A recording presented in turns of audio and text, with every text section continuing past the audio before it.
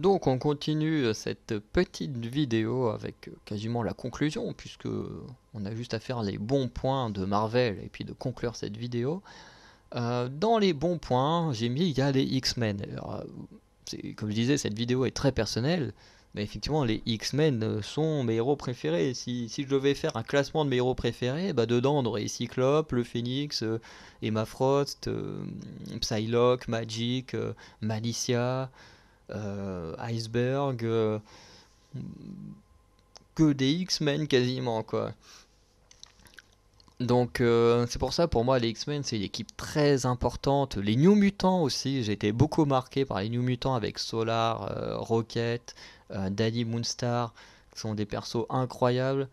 Et je crois que Magic a fait un peu, a eu des petites histoires avec eux et tout. Enfin bref, je suis un grand fan des X-Men, des New Mutants, de la X-Force. Il y a aussi un groupe dirigé par Dan Sabre après l'inversion. Du coup, certains héros sont devenus méchants, certains méchants sont devenus gentils. Du coup, Dan Sabre va avoir une équipe avec Lady Daystrike, enfin X-23. Il y avait Wolverine dedans au début, il y a Warpath. Enfin, une équipe de tueurs, quoi. Il y a Domino aussi dedans. Je sais plus comment s'appelle cette équipe, mais elle est absolument géniale aussi. Et, euh, et c'est vrai que voilà, tout ce qui touche au monde des mutants, je suis hyper fan. Moi, voilà, c'est un peu le truc où, bon, si c'est nul, je vais quand même le dire, mais où je vais quand même être un peu en mode, oui, mais voilà, c'est les mutants, donc je suis content de les voir. Voilà. Ensuite, on a, comme pour DC Comics, à la fois un univers très riche et très très vaste, euh, puisque on peut retrouver bah, forcément les mutants, les inhumains, les super-héros entre guillemets humains normaux, la famille Hulk. Il y a aussi tout ce qui se passe dans l'espace avec les Gardiens de la Galaxie, avec les Ultimates. Bref, il se passe tellement de choses, il y a plein d'histoires à raconter, il y a plein d'équipes, il y a plein de gens partout dans l'univers Marvel, qu'il y a de quoi contenter plus ou moins tout le monde.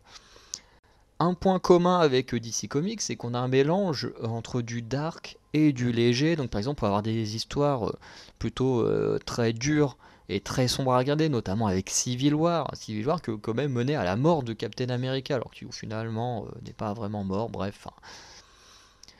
Des fois, dans les comics, comme on peut dire, la mort n'est jamais. Ça, c'est peut-être un très mauvais point, que ce soit chez Marvel ou chez DC, c'est que la mort, bah, limite, n'existe pas. Quoi. Tu mords, tu reviens à la vie demain, tranquille, quoi.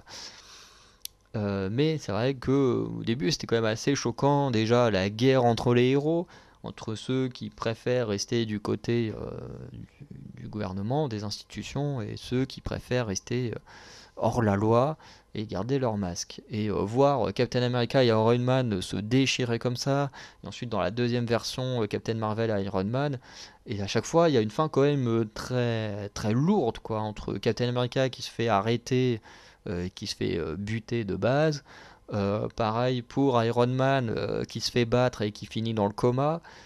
Voilà, c'est quand même des fins quand même assez lourdes quoi.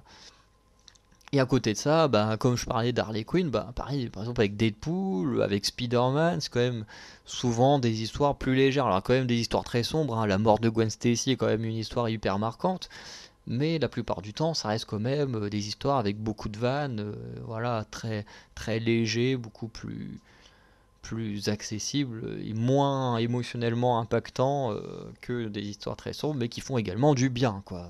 Au bout d'un moment, faut pas tout le temps s'en prendre plein la gueule pour être content quand on lit des histoires, quoi. Des fois, des trucs un peu plus légers, un peu plus cool, ça fait du bien aussi. Et le dernier point est un très bon point, et un point qui concerne à la fois Marvel et DC, c'est tout simplement les crossovers.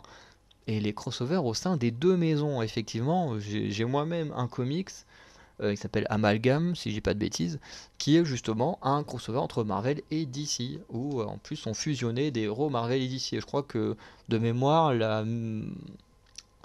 la fusion que je me souviens le plus, c'est Superman et Thor, qui donne un truc monstrueux. Mais je trouve ça génial, parce que on a souvent tendance à oublier en tant que fan que Marvel et DC ne sont pas en guerre.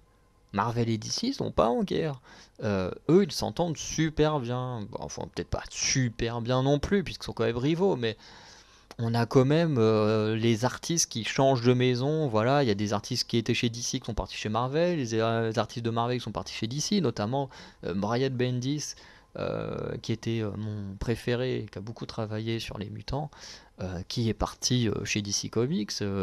Voilà, c'est comme ça. Et puis beaucoup d'inspiration des deux côtés, notamment parce que bah, les gens travaillent, ont tous, enfin, entre guillemets, beaucoup ont travaillé des deux côtés, donc ils ramènent leurs inspirations à droite à gauche.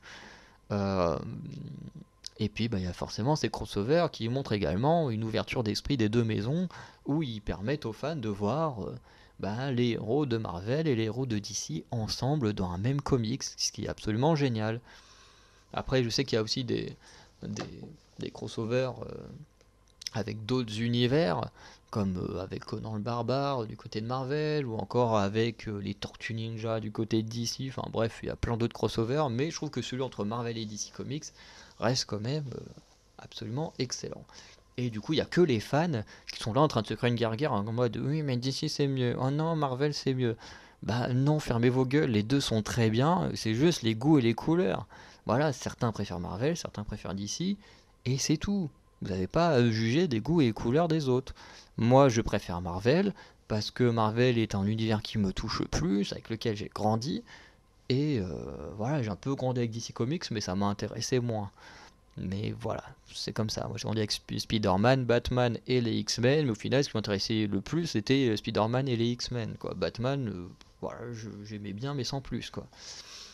Et, euh, et voilà, c'est comme ça. On ne peut pas dire que l'un est mieux que l'autre, c'est juste que chacun a ses goûts et ses préférences. Moi j'aime bien les deux, avec quand même une préférence pour Marvel, mais lire du DC Comics, ça me dérange absolument pas. De toute façon, sinon j'en aurais pas dans ma collection des comics de cette maison d'édition. Donc on va arrêter la vidéo là. On se retrouvera pour de prochaines vidéos qui concerneront forcément la littérature et rentrer un peu plus en détail dans un comics que j'aurais sélectionné. Et sinon, en attendant, n'hésitez pas à me dire en commentaire, vous, ce que vous pensez de Marvel et DC Comics, lequel de vous préférez, si vous êtes vraiment à fond sur juste une maison ou si vous aimez bien les deux, est-ce que vous pensez de cette guerre inlassable entre les fans de Marvel et DC. Bref, dites-moi tout ça et on se dit à bientôt pour de nouvelles vidéos. En attendant, passez une bonne journée, une bonne soirée. Allez, ciao les anacalypsiens.